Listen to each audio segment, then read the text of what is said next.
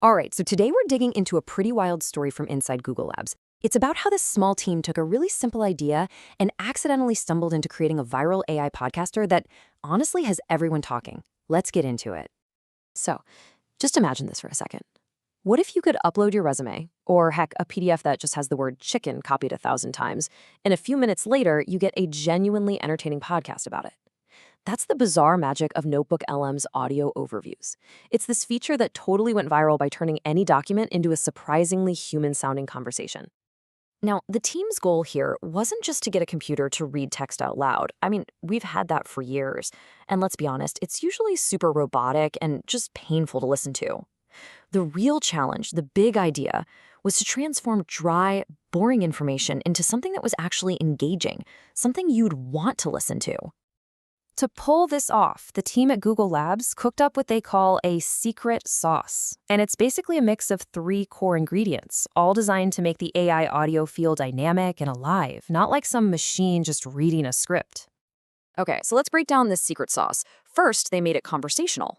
They actually programmed the AI to include human-like imperfections, things like pauses or interjections, like, oh, really? Or totally.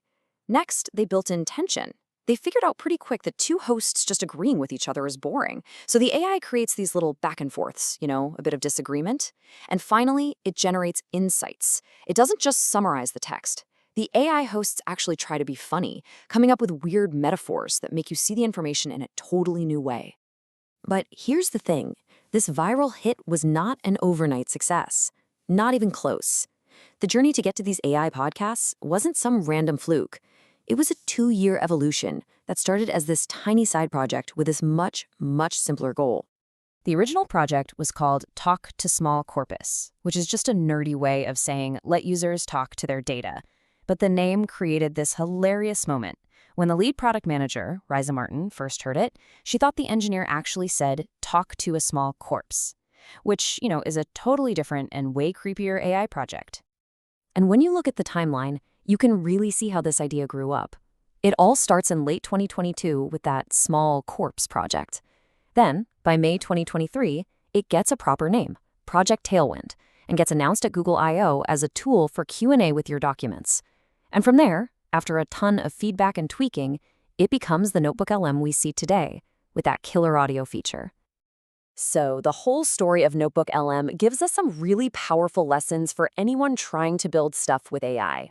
The team's journey basically created a playbook with 5 key rules for turning cool tech into a product people actually love. And the absolute key to how they move so fast was their feedback loop. They built this huge community of 65,000 users on Discord. And get this group was so on top of it that they'd sometimes report that the servers were down before Google's own internal tools even caught the problem. Now that is what you call real-time feedback. So here's that playbook. Rule 1, less is more. The very first version had just 1 button. No settings, no customization, just click and go. 2, use that real-time feedback from their massive Discord community. 3, embrace what they call non-determinism. Basically, instead of trying to make the AI predictable, they leaned into its randomness and treated it like a feature that could surprise and delight people. 4, curate with taste, and we're going to come back to this one because it's a biggie. And 5, stay hands-on. The team was constantly using their own product and everyone else's to really get what works.